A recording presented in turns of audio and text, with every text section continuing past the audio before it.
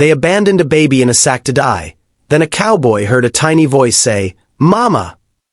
The winter of 1879 was one of the coldest on record in the Montana Territory.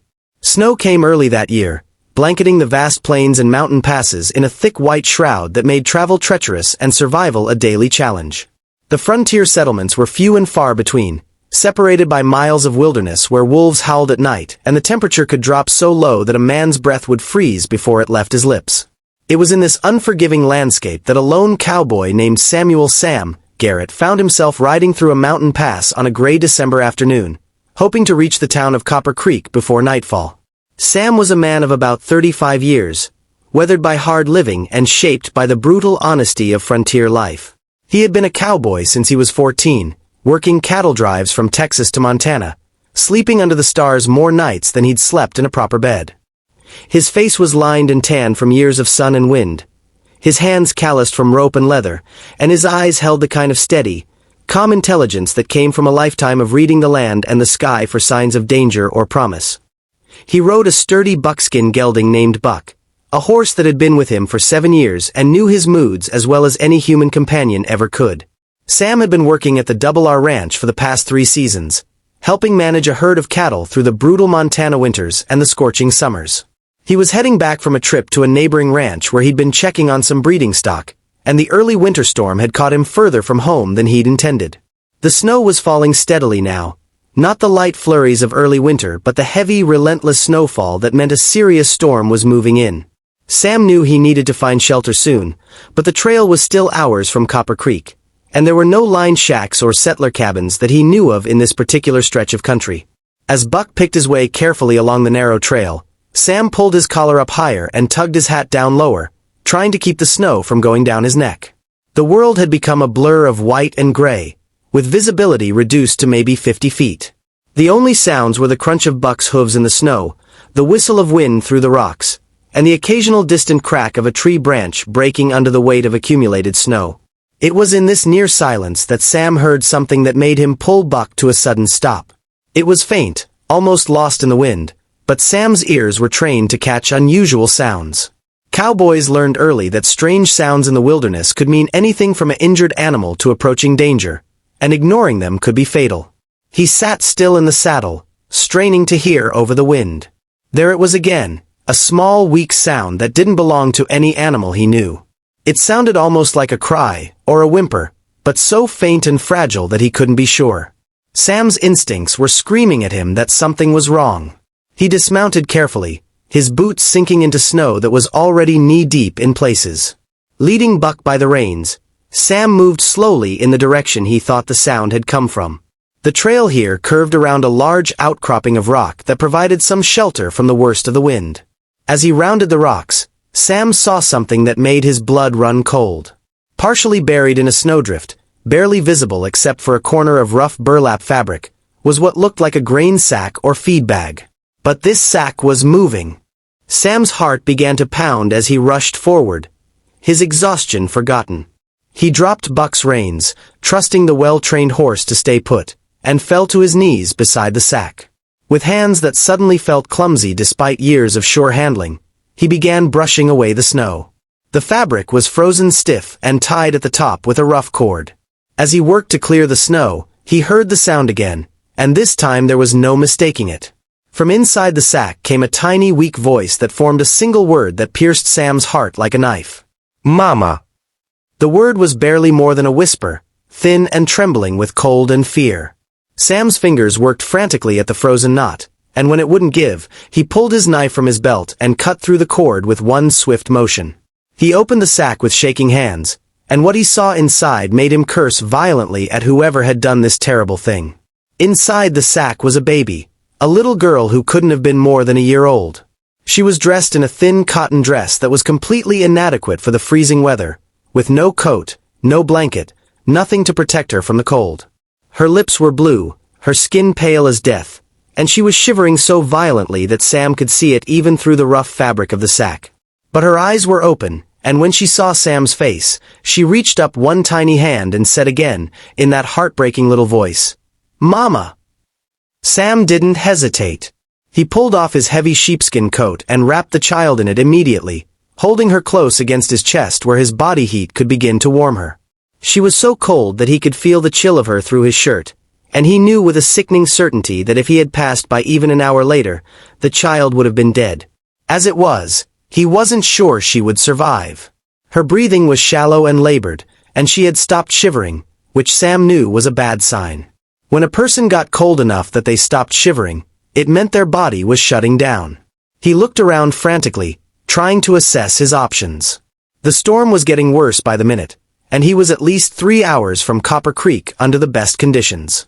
In this weather, with darkness coming on and a sick baby to care for, it could take twice that long. The child might not have 3 hours. She needed warmth, shelter, and care immediately. Sam's mind raced through his knowledge of the area, and then he remembered something. About a mile back the way he'd come, there was an old trapper's cabin that had been abandoned for years. He'd passed it many times but never paid it much attention. Now it might be the baby's only chance. Sam stood up, still holding the tiny girl wrapped in his coat against his chest. He whistled for Buck, and the faithful horse came immediately. Mounting one-handed while holding a baby was awkward, but Sam managed it, years of cowboy skills coming to his aid.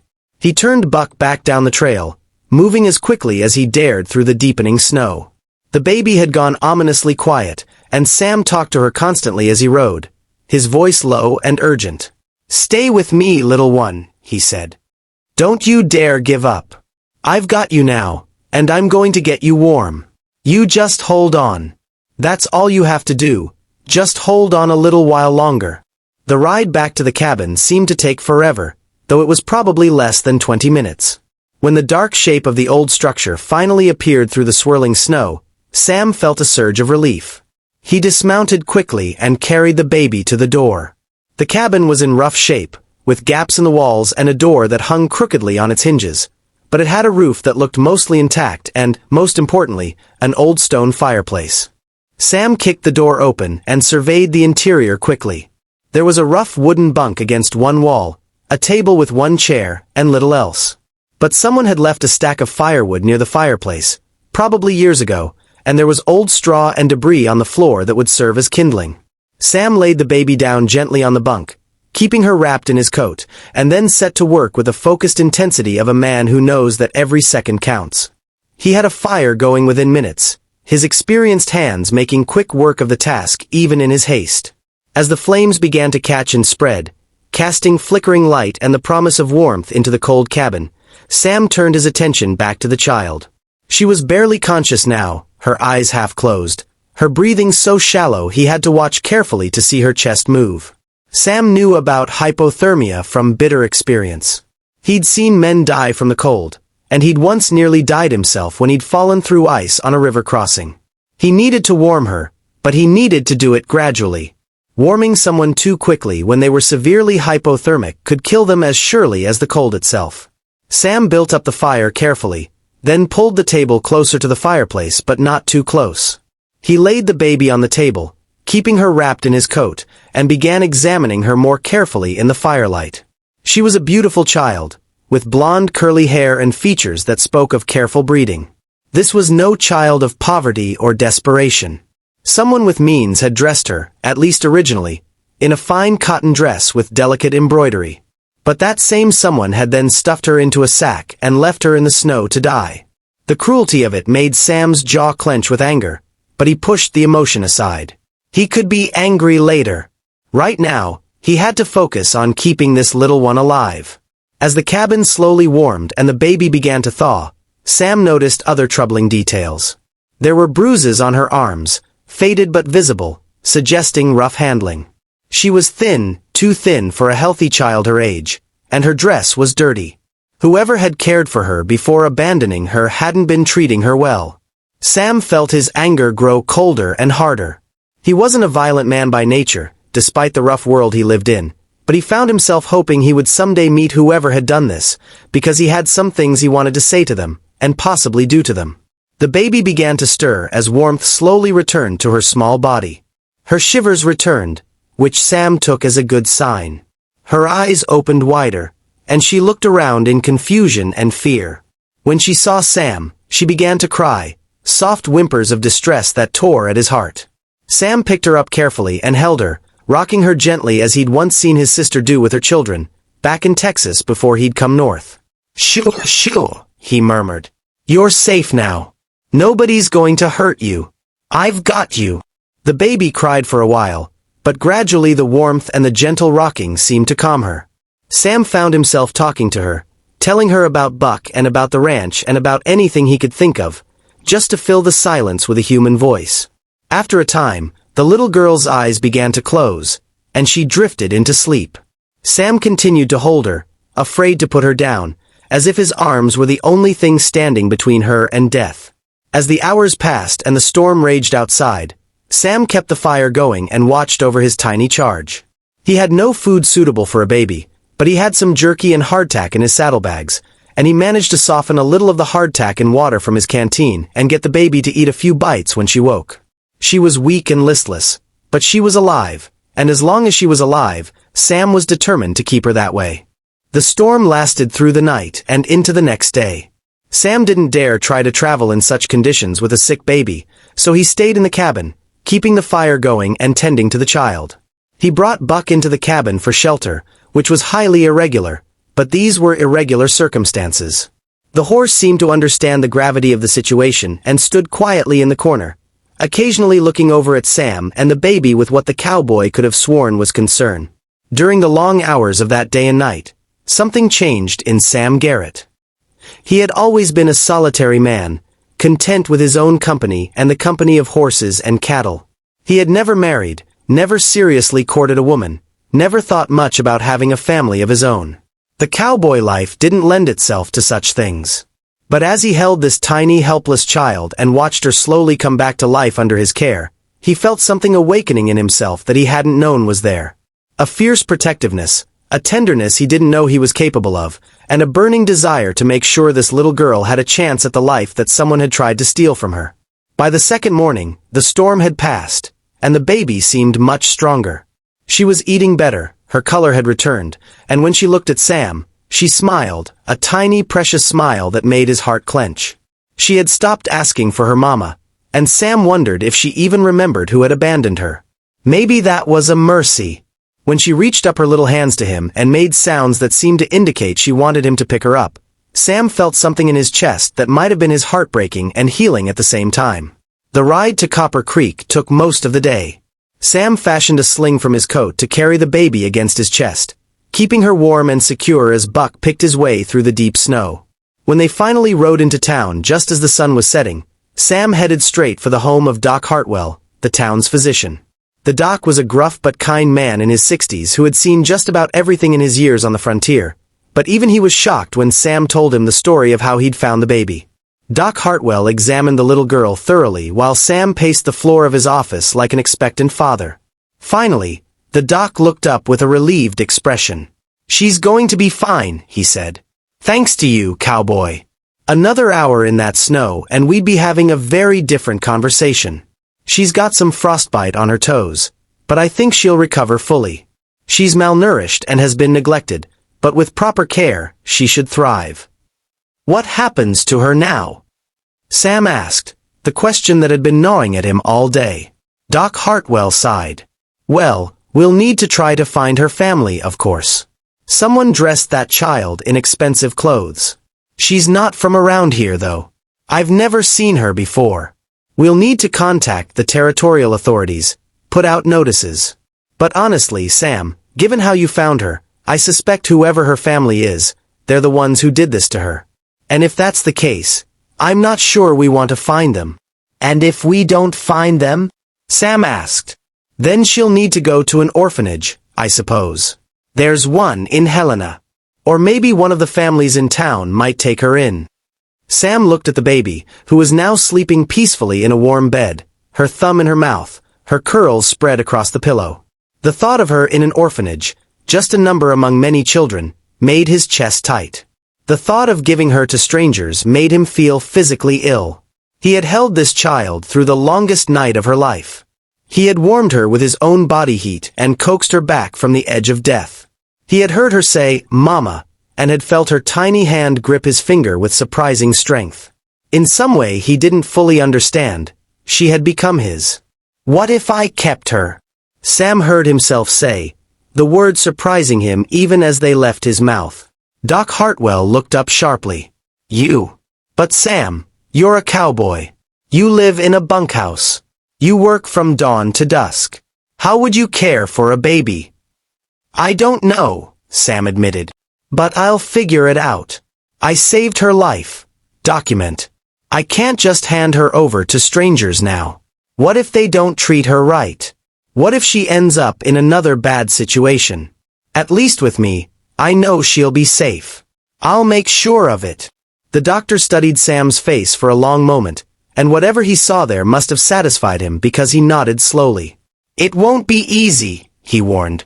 "The territorial authorities will want to investigate. You'll need to find proper housing, hire help. You'll need to prove you can provide for her."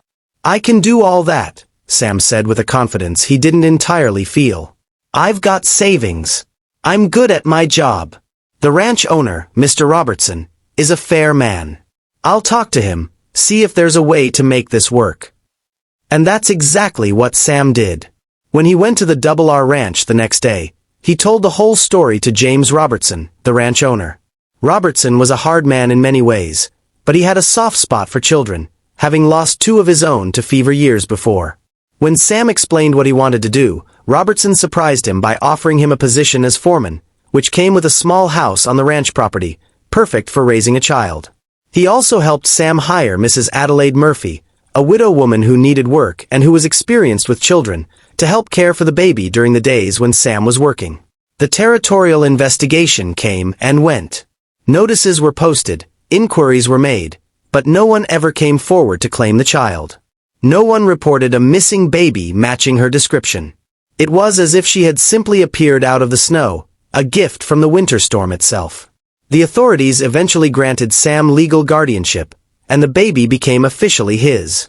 Sam named her Hope, because that's what she represented to him. Hope for a future he hadn't imagined. Hope for redemption from a life that had been solely about survival. Hope that even in a harsh and often cruel world, there was still room for love and kindness and second chances. Little Hope Garrett grew up on the Double R Ranch, riding horses before she could properly walk, helping with the cattle as soon as she was old enough, and bringing joy to everyone who knew her. As the years passed, Sam never forgot the sound of that tiny voice saying, "Mama," in the snow, never forgot the feel of that small, cold body in his arms, never forgot the miracle of the moment when her eyes had opened and he'd known she would live. He told Hope the story when she was old enough to understand, told her how he'd found her and how he'd known immediately that she was meant to be his daughter. He told her that family wasn't always about blood, but about the people who chose to love you and care for you and who would ride through a blizzard to make sure you were safe. Hope grew into a beautiful, strong, and independent young woman, beloved by everyone in Copper Creek. She never knew who her birth parents were, and she never cared to find out. As far as she was concerned, she had only one parent that mattered, the gruff, kind cowboy who had heard her cry in the snow and had refused to ride past. The man who had warmed her with his coat and his body heat, who had fed her and rocked her and kept vigil over her through the longest night. The man who had changed his entire life to make sure she would have a home and a future. Sam Garrett never married, never had any other children, and never regretted for a moment the decision he'd made that winter day. Hope was his daughter in every way that mattered, and raising her was the greatest achievement of his life, greater than any cattle drive he'd ever made, any horse he'd ever broken, any storm he'd ever weathered. When people in town asked him about it, about how a rough cowboy had ended up raising a little girl alone, he would just smile and say that sometimes God puts people in your path for a reason, and the only question is whether you're brave enough to do what needs to be done. The story of the cowboy who found the baby in the snow became